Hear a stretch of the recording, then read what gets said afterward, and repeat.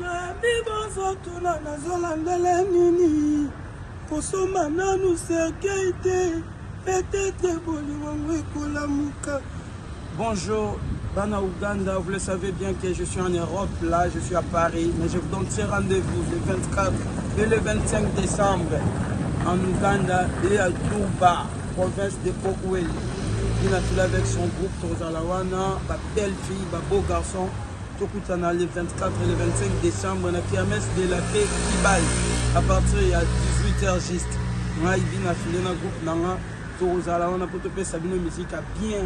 Oh maman, oh maman, Bolingweza compliqué. Bayoka douleur, balela, aïe.